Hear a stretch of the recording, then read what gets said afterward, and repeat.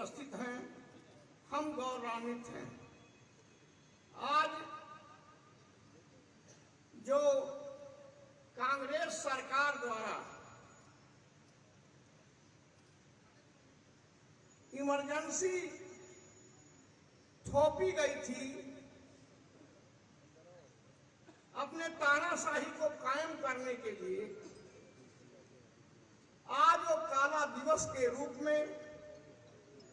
हम लोग उसको मना रहे हैं। इमरजेंसी में, आपातकाल में हम लोगों के सभी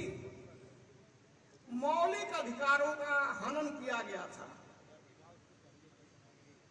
हमारे अधिकार को छीना गया था। प्रेस की आजादी पर प्रतिबंध लगाया गया था। एक जगह से दूसरे जगह आने जाने पर प्रतिबंध था। गोष्ठी और भाषण प्रतियोगिता या भाषण किसी प्रकार की सभा करने पर प्रतिबंध था। यहाँ तक कि इमरजेंसी का प्रभाव इतना था कि लोग घर में अपने बैठ के चुपके से भी बात नहीं कर पाते थे, क्योंकि दीवालों के भी कान होते थे। आज इमरजेंसी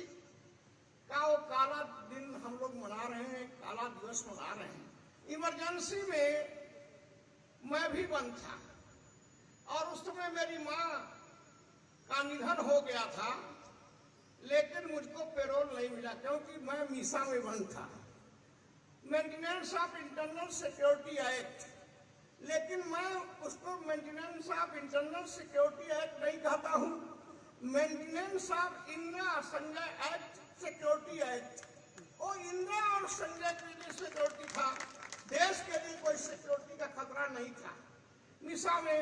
कुछ लोग DIR में बंद थे, हमारे लाल जी भाई यहाँ बैठे हैं, वो राष्ट्रीय सुरक्षा कानून DIR में बंद थे। बहुत से साथी बंद थे। बहुत से लोग इमरजेंसी के अत्याचार के नाते घर द्वार छोड़ करके भाग गए थे। न जाने कितने लोग आत्महत्या कर लिए, क्योंकि घरों पर छापा पड़ता था, घर वालों को भी परेशान किया जाता था और अफसर लोग इतना तानाशाही बरत रहे थे कि नसबंदी के नाम पर, फर्जी कार्यक्रम के नाम पर आम आदमी को परेशान किया करते थे और ये कहते थे कि आपका प्रमोशन तभी होगा जब 3 केस आप नसबंदी का दीजिएगा। नसबंदी कोई बुरी चीज नहीं, परिवार नियोजन कोई बुरा चीज नहीं, लेकिन उसकी प्रक्रिया पर जो दोष है, प्रक्रिया गलत थी। जिस तरह से 16 साल के लड़के और 80 साल के बूढ़े की उस जमाने में नसबंदी कर दी गई थी, वो शर्मनाक थी। हम उस आपातकाल में किए गए अत्याचार की निंदा करता हूँ और पुनः अपने पूज्य महाराज जी का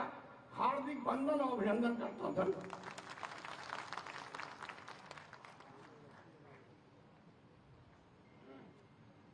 धन्यवाद पांडे जी। अब मैं आग्रह करूंगा अपने सम्मानित लोकतंत्र सेनानी बंधुओं को क्रमशः हम यहाँ से आप सबका नाम पढ़ेंगे। आप सबका अपने उत्तर प्रदेश के यशस्वी मुख्यमंत्री पूज्य योगी आदित्यनाथ जी के हाथों सम्मान होना है, जिसमें अपने पूर्व विधायक लोकतंत्र सेनानी आदरणीय शीतल पांडे जी, सामने उपस्थित अपने श्री रमेश विश्वकर्मा जी, श्री योगेंद्र गुप्ता जी,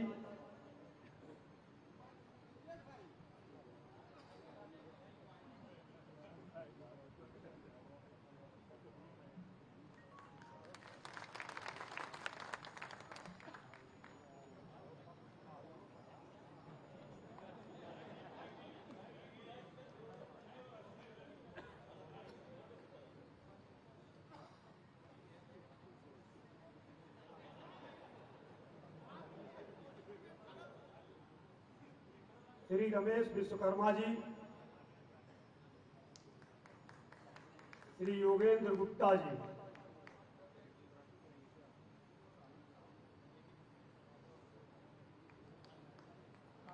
श्री सुरेंद्र सिंह जी,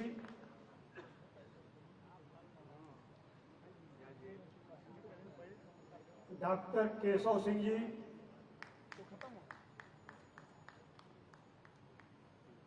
श्री शिव प्रकाश अग्रवाल जी, श्री राजाराम जी, श्री दीप नारायण शुक्ला जी, श्री सुरेश खन्ना जी,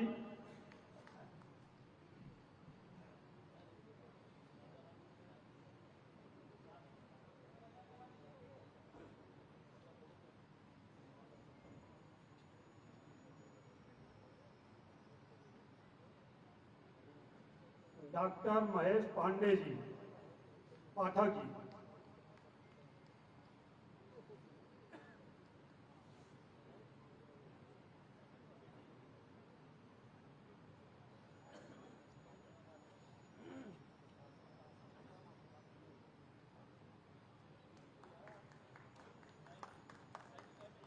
श्री राजकिशोर मिश्र जी,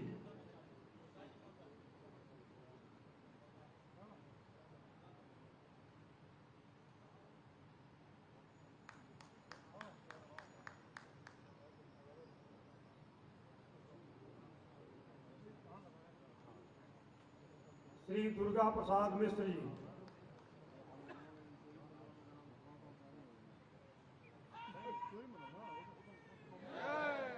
श्री भगवती सिंह जी,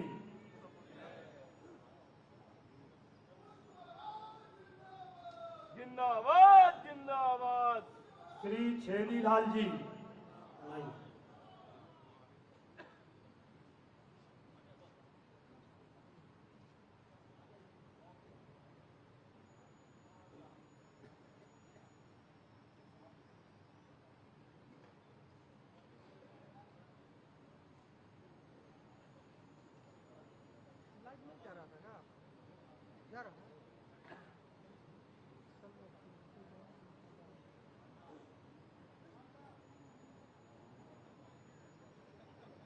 श्री धनराज सिंह जी,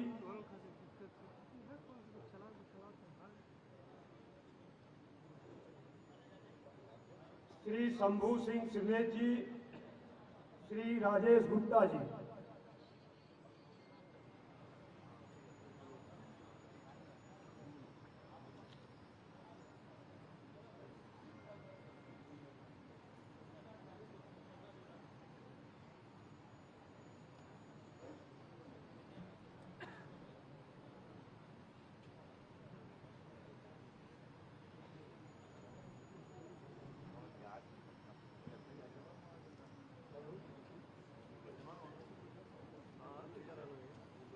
श्री छत्रपति शुक्ला जी, श्री हरिलाल चौरसिया जी,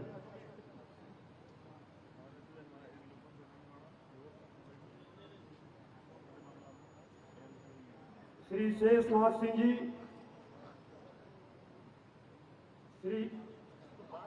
श्री बलदेव यादव जी,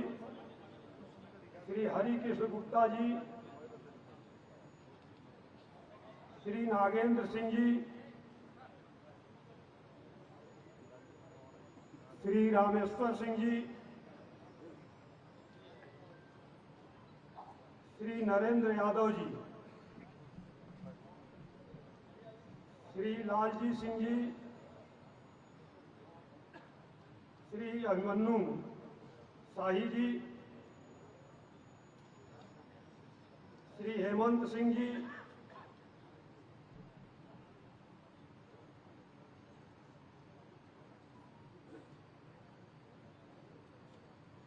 श्री हेमंत सिंह जी, श्री विनय प्राणाचार्य जी, श्री अभय पांडे जी,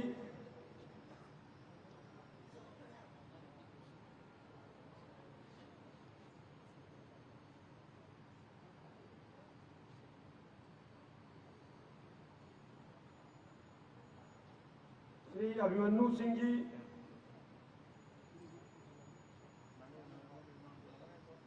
श्री राम नरेश जी,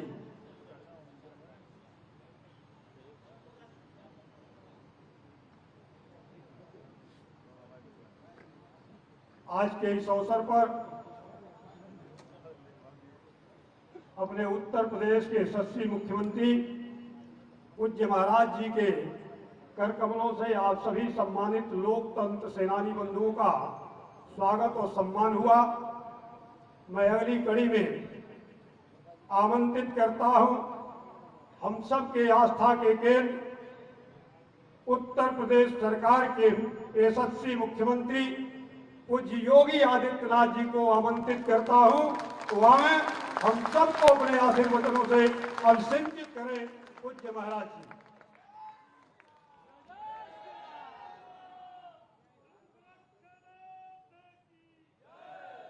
भारत माता की, भारत माता की, भारत माता की।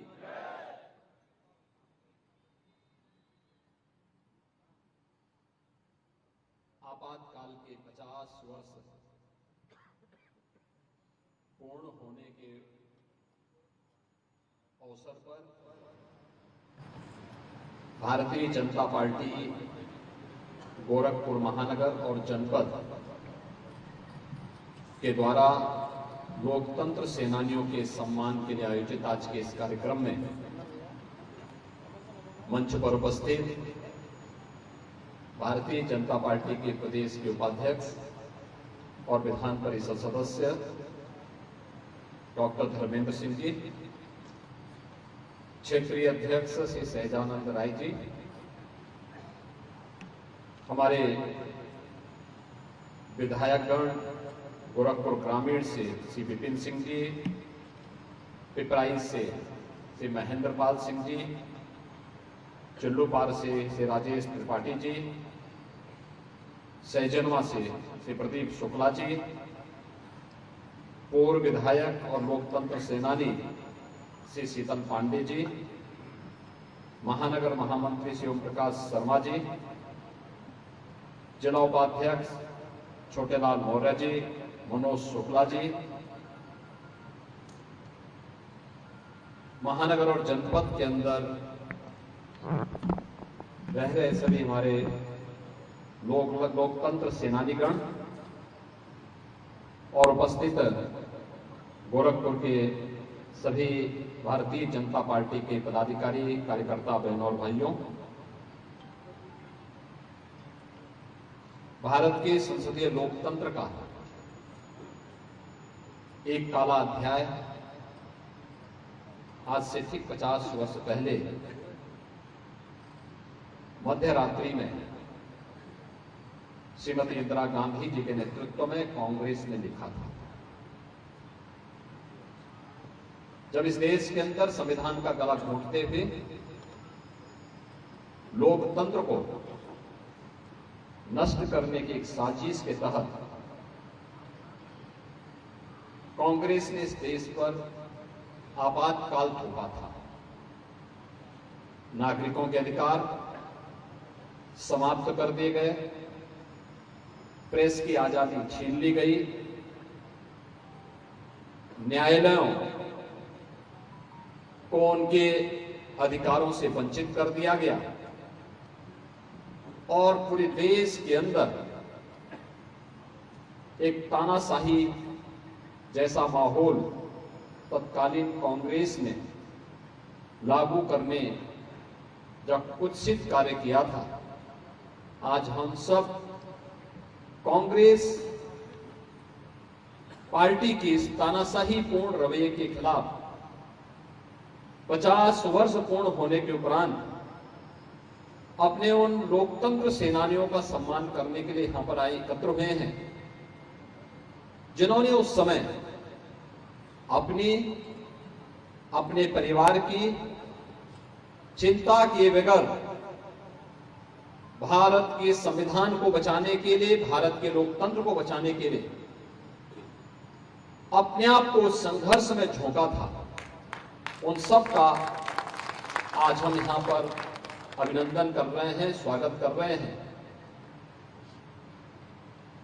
आपने यहां पर अभी प्रस्तावना में लोकतंत्र सेनानी और पूर्व विधायक श्री शीतल पांडे जी के उद्बोधन को सुना कि कैसी अमानवीय यातना उस समय लोगों पर, आम नागरिकों पर कांग्रेस सरकार के द्वारा डालने का प्रयास किया गया।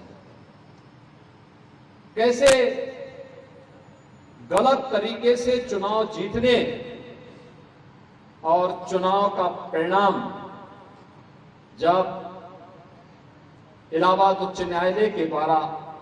बदलने का आदेश देने के उपरांत देर रात्रि में तत्कालीन प्रधानमंत्री श्रीमती इंदिरा गांधी जी ने देश को आपातकाल की ओर झोंकने का कार्य किया था। देश का संविधान करा उठा था, लोकतंत्र तड़प रहा था, मौलिक अधिकार समाप्त कर दिए गए थे और भारत के अंदर अव्यवस्था और अराजकता का एक माहौल पैदा करने का कार्य कांग्रेस की सरकार ने किया। कांग्रेस ने आज से 50 वर्ष पहले आपातकाल थोपा। यह लोकतंत्र और संविधान को कुचलने की एक पराकाष्ठा थी।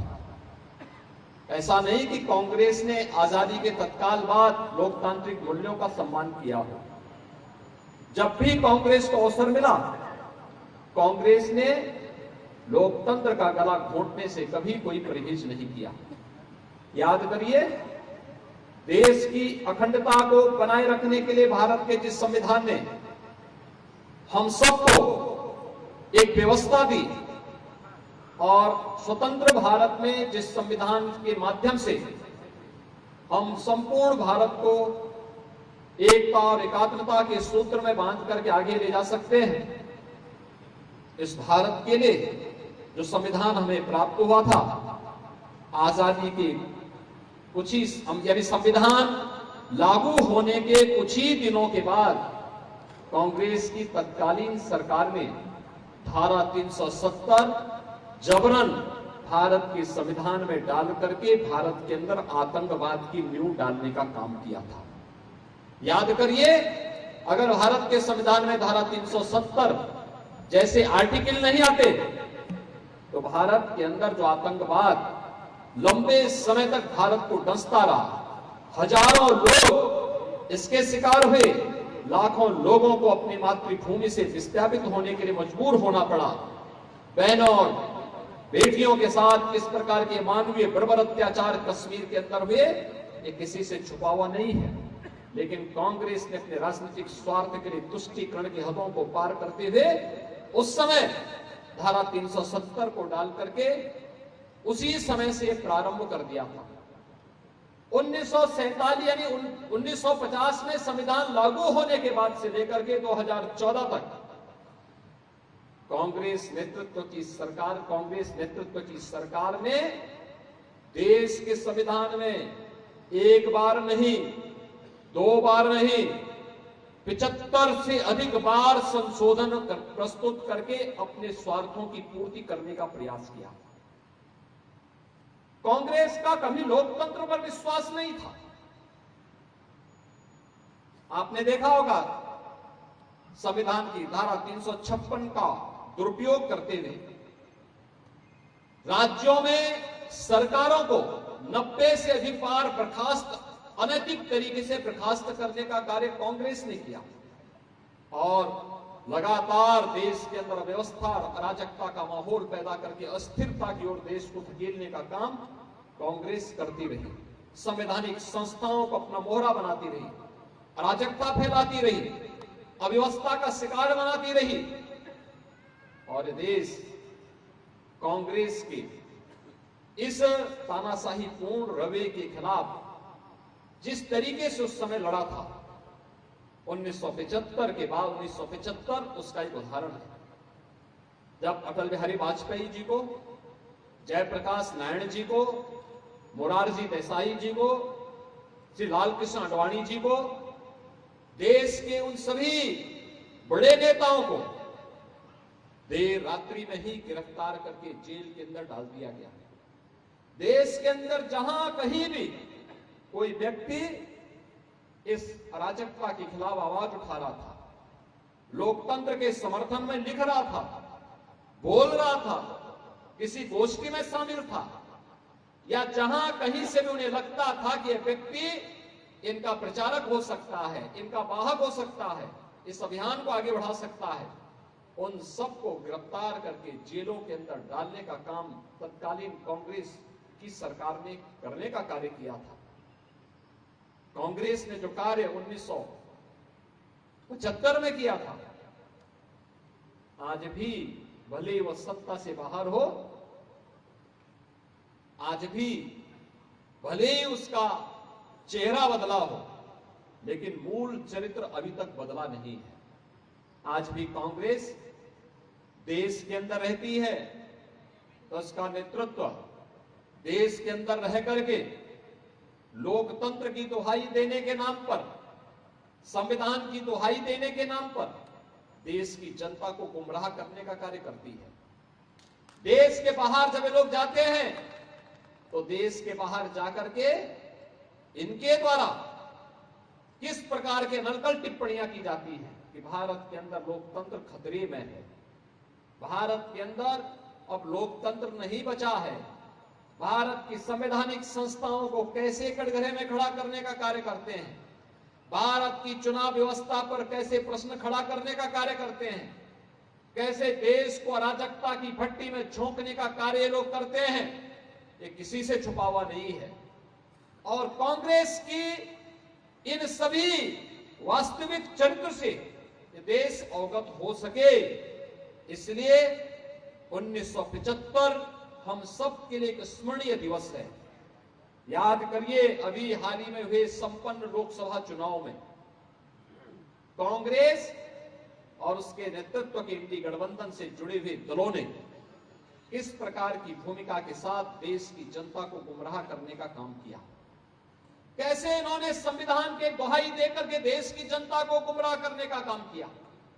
कैसे इन्होंने महिलाओं को 1-1 लाख रुपए के फर्जी बॉन्ड के नाम पर बहकाने का काम किया, और कैसे कांग्रेस के नेतृत्व की सरकार ने देश के अंदर आरक्षण को समाप्त करने की उस झूठी मुहिम के आधार पर जनता जनार्दन को गुमराह करने का काम किया। सच्चाई तो यह है कि कांग्रेस को जब भी अवसर मिला उन्हें अनुसूचित जाति, जनजाति और पिछड़ी जाति के आरक्षण को समाप्त करने की उसने हर संभव प्रयास किया। अगर कांग्रेस का नेतृत्व ईमानदार होता तो अलीगढ़ मुस्लिम विश्वविद्यालय में उसने अनुसूचित जाति, जनजाति और पिछड़ी जाति के नौजवानों को प्रवेश में और नौकरी में आरक्षण क्यों नहीं दिया? क्यों वहां पर आरक्षण के अधिकार को समाप्त कर दिया गया? दिल्ली में जामिया मिलिया इस्लामिया में क्यों नहीं आरक्षण का अधिकार प्राप्त होता है? क्योंकि इनको कांग्रेस नेतृत्व ने विशेष अधिकार दे दिए। वे भारत के पैसे से पलते हैं, भारत के द्वारा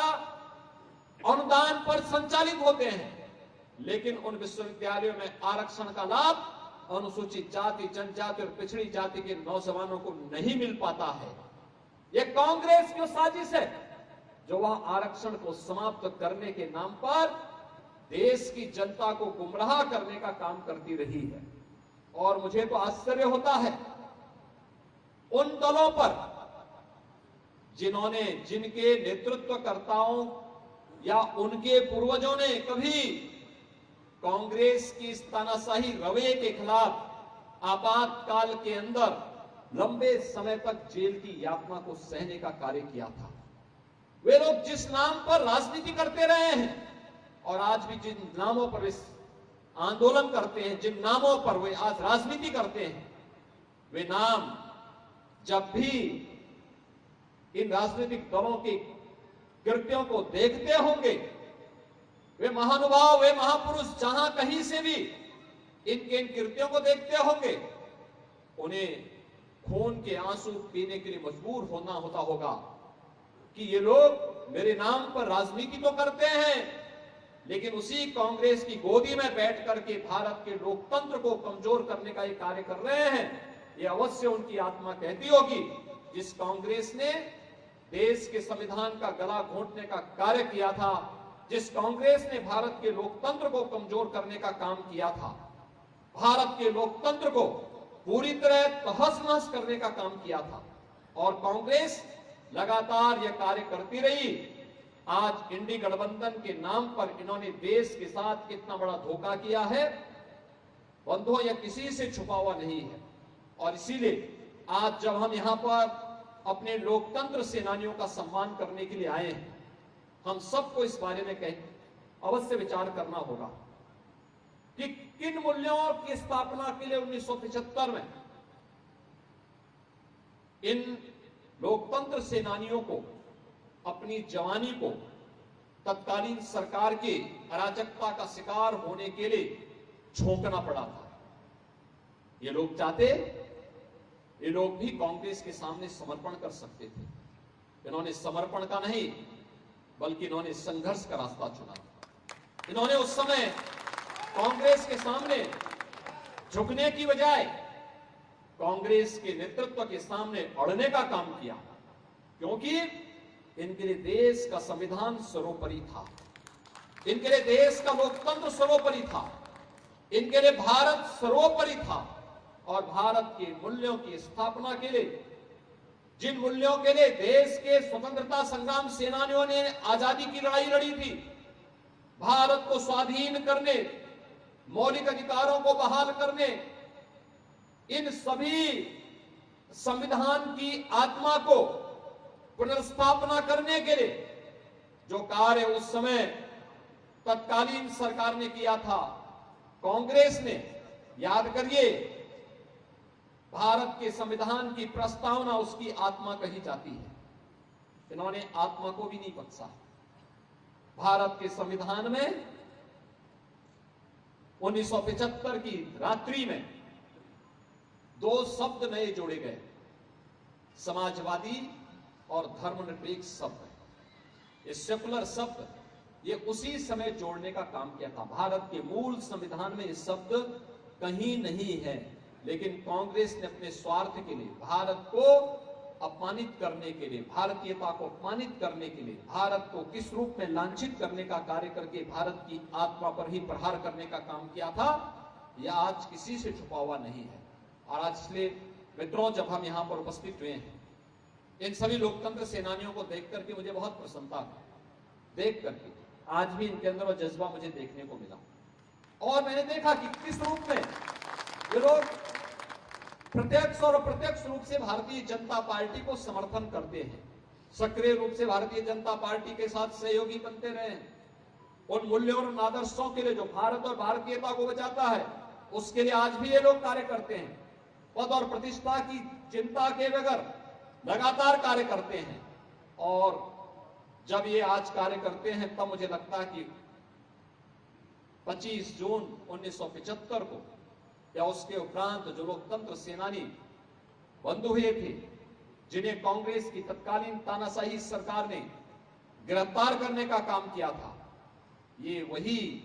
लोकतंत्र सेनानी हैं जो आज भी बिना किसी लोभ के, बिना किसी लालच के, बिना रुके, बिना झुके, बिना डिगे अपने उस मिशन को आगे बढ़ाने का कार्य अपनी सामर्थ्य के अनुसार करने का कार्य कर रहे हैं। आज यहां पर मुझे प्रसन्नता है कि 28 ऐसे लोकतंत्र सेनानियों को भारतीय जनता पार्टी महानगर और जनपद की इकाई के द्वारा यहां पर सम्मानित करके उनके स्वस्थ और दीर्घ जीवन की कामना की है। आज के इस अवसर पर यहां पर जिन लोकतंत्र सेनानियों ने आज यहां पर आकर के इस पूरे कार्यक्रम को आगे बढ़ाया है, उनका नाम यहां पर बोला भी गया। और मंच पर यह मेरा सौभाग्य है कि मुझे आज इन सभी लोकतंत्र सेनानियों को, यद्यपि सबसे मेरा परिचय पहले से, लेकिन एक साथ इन सबको एक मंच पर एकत्र होकर के आज यहां पर आपातकाल के 50 वर्ष पूर्ण होने के उपलक्ष्य में ये लोग आज यहां पर एकत्र हुए हैं। इनमें श्री शीतल पांडे जी हैं, श्री रमेश विश्वकर्मा जी हैं, श्री योगेंद्र गुप्ता जी हैं, श्री सुरेंद्र सिंह जी हैं, डॉक्टर केशव सिंह जी हैं, श्री शिव प्रकाश अग्रवाल जी हैं, श्री राजा राम जी हैं, श्री दीप नारायण शुक्ल जी हैं,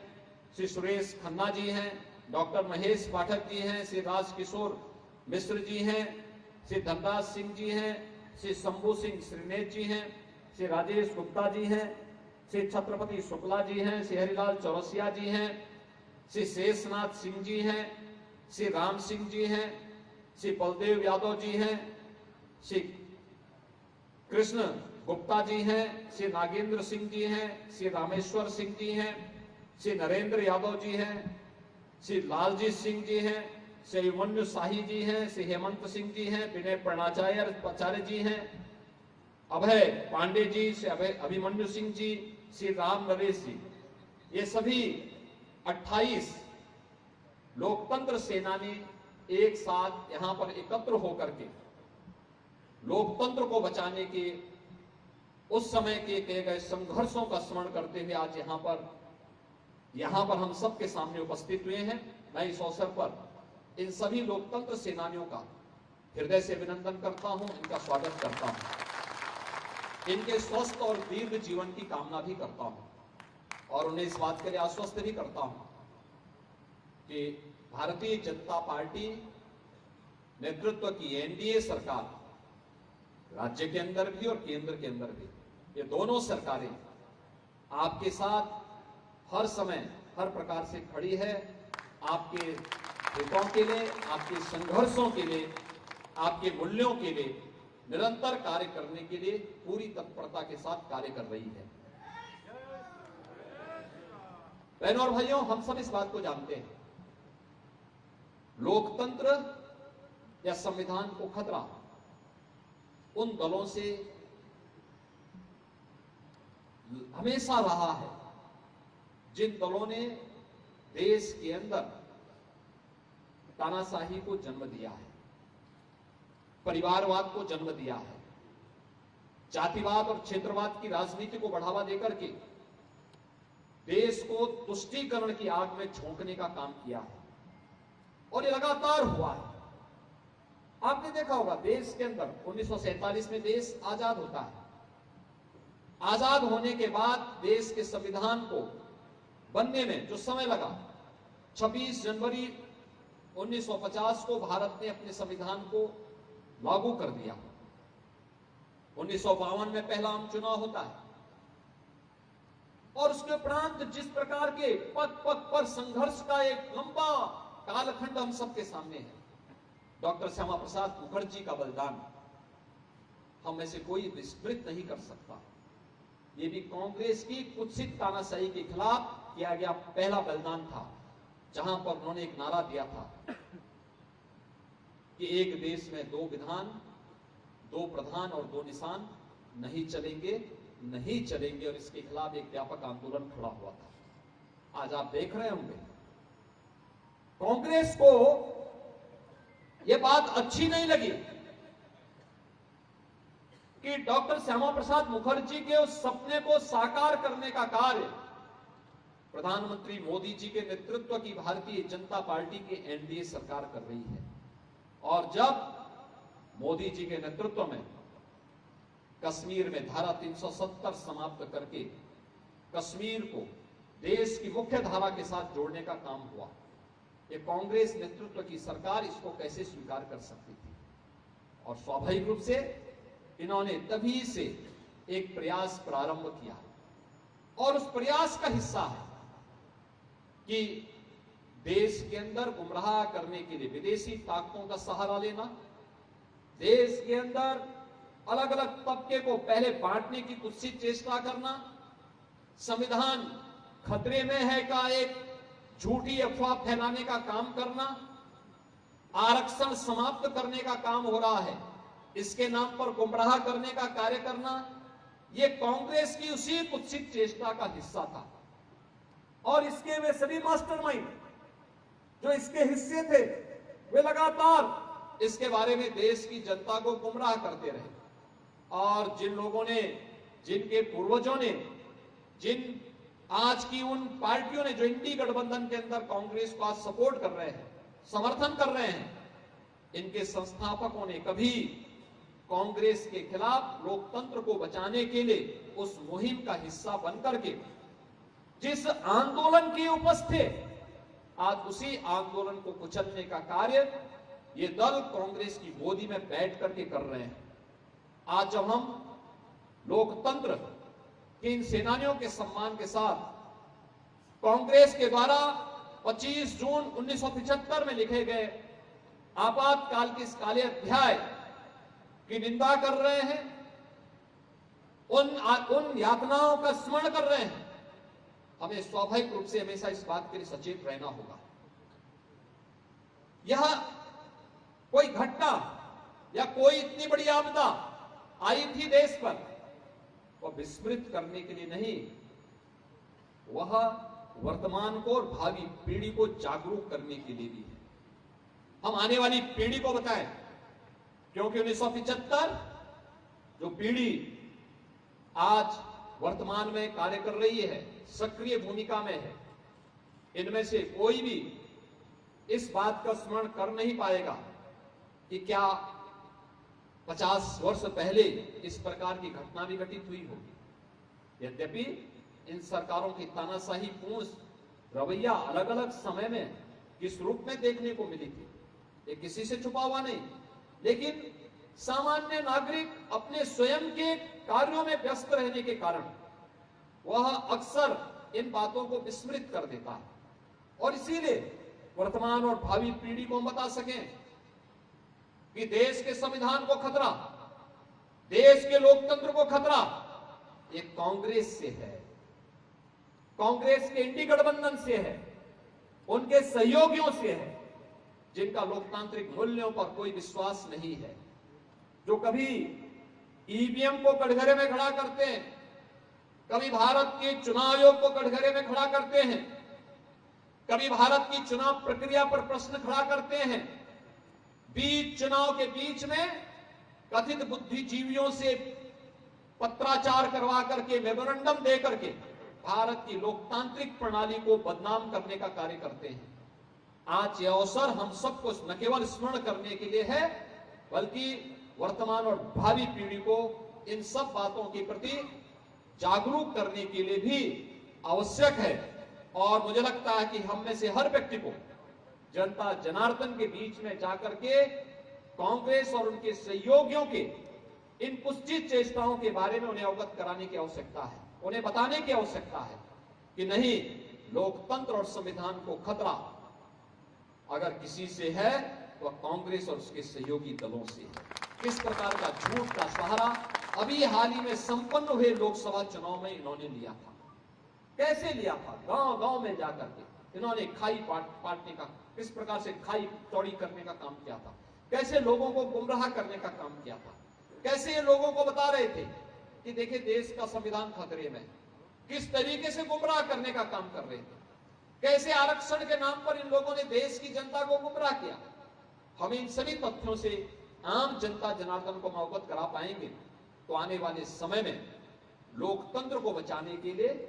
मुझे लगता है कि किसी भी नौजवान को अपनी जवानी होम नहीं करनी पड़ेगी, बल्कि वह भी अपने उज्जवल भविष्य के सपने को बुन करके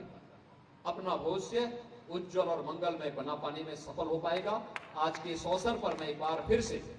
इन सभी लोकतंत्र सेनानियों का यहाँ पर गोरखपुर में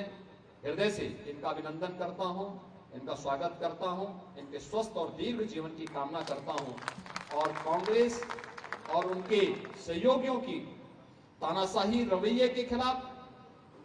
जो आक्रोश देश की जनता में उस समय था, इस आक्रोश को एक बार आम जनमानस को अवगत कराने की आवश्यकता है। इस विश्वास के साथ आप सबके प्रति भी कि आप इतनी भीषण गर्मी में लोकतंत्र के इस समारोह में यहाँ पर एकत्र हुए हैं, मैं आप सबको भी हृदय से धन्यवाद देते हुए अपनी वाणी को विराम देता हूँ। धन्यवाद, जय हिंद। धन्यवाद पूज्य महाराज जी, आपका शेष घर प्राप्त हुआ। एक बार मैं आग्रह करूंगा अपने सम्मानित लोकतंत्र सेनानी बंधुओं को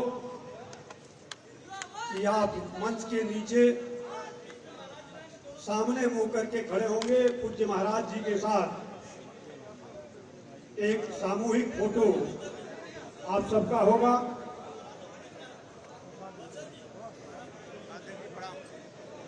भारत माता की, भारत माता की।